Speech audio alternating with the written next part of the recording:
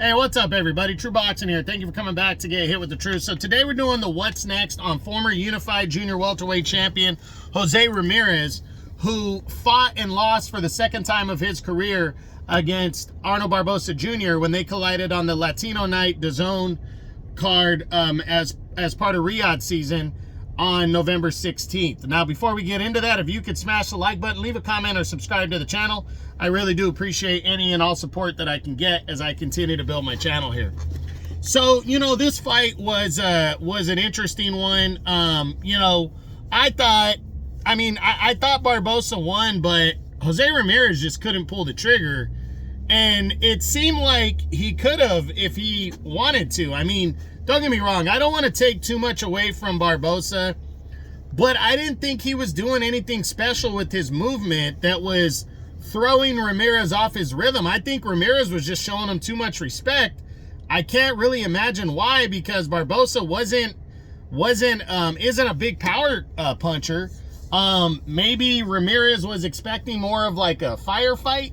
So, he was kind of hesitant to attack more with Barboza's movement. So maybe his movement really did throw him off, or maybe all the time in between fights the last couple years has kind of slowed Ramirez down. Maybe the weight's affecting him finally. We've always said that Ramirez is a big junior welterweight.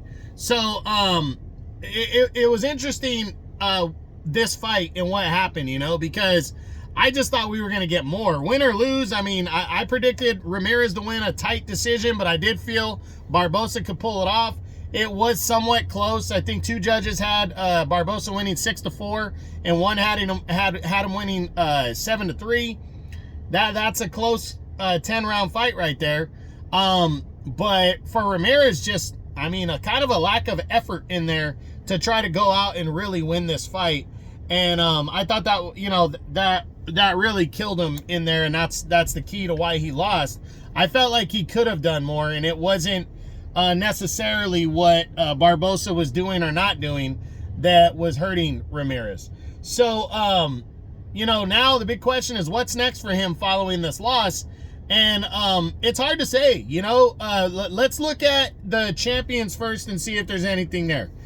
First WBC champion, Alberto Puello.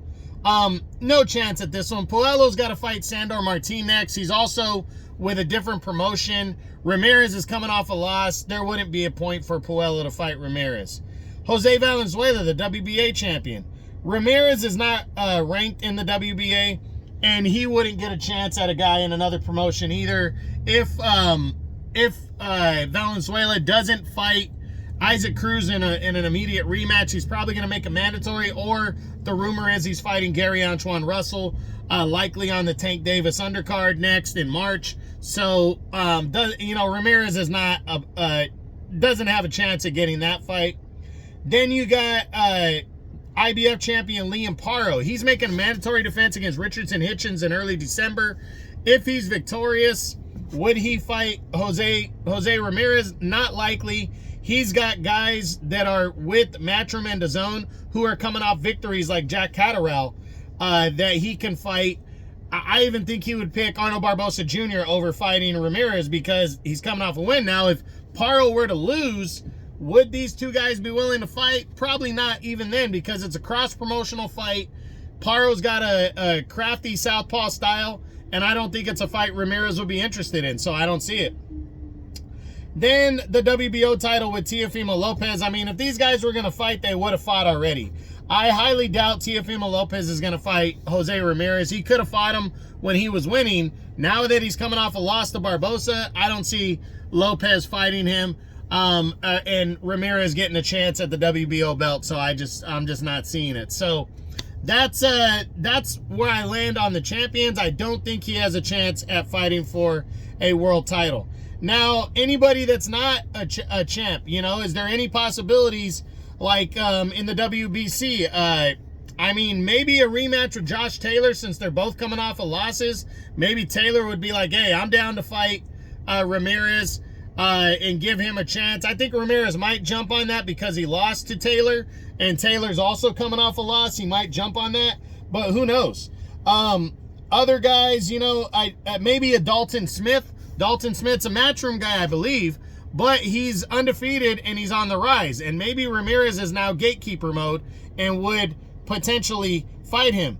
Another possibility is Regis Prograis. I definitely could see this fight. Both guys coming off of losses. It's a fight that should have been made before. They're both former champions. Why not? Let's get together. Let's make the fight. Crossroads fight right here. The winner pushes himself upward at 140. So I could definitely see that one potentially taking place.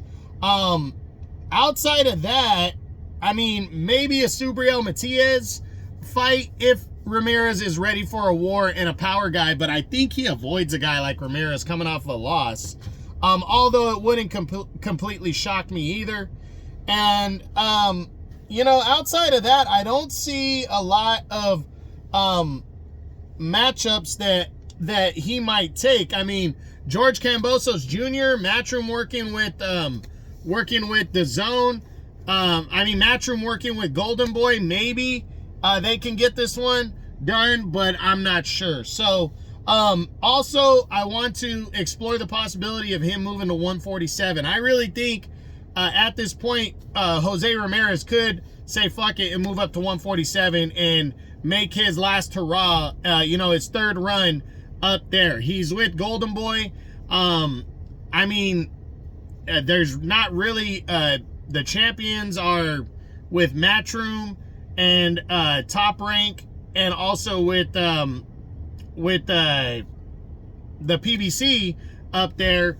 I mean, Ramirez is a good name. Guys like Barrios, you know, maybe Brian Norman, maybe they'd be down to fight him, but then it's a cross-promotional thing. So it's kind of unclear. But at the end of the day, he doesn't have a chance at a world title at 140. I don't think he has a chance at a world title at 147. Eliminator-wise, I really do think if he sticks with big-name fighters like top 10 to top 15 guys, I think a rematch with Josh Taylor, potentially a showdown with Subriel Matias, Dalton Smith, I'm going to throw out there. I definitely think Regis Prograis is an option. And that's pretty much it in terms of 140 potential opponents.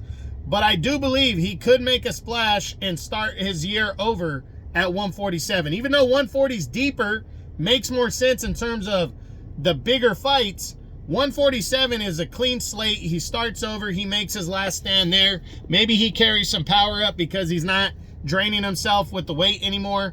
And we'll see. But that's it. That's what I got. That's my what's next on former unified junior welterweight champion of the world, Jose Ramirez, following his close but convincing unanimous decision loss to Arnold Barboza Jr. as they fought in a 10-rounder on the Latino Night DAZN card, Riyadh season card that took place on November 16th. I hope you enjoyed the video. If you did, smash the like button, leave a comment, or subscribe to the channel. This is True Boxing. You've been hit with the truth.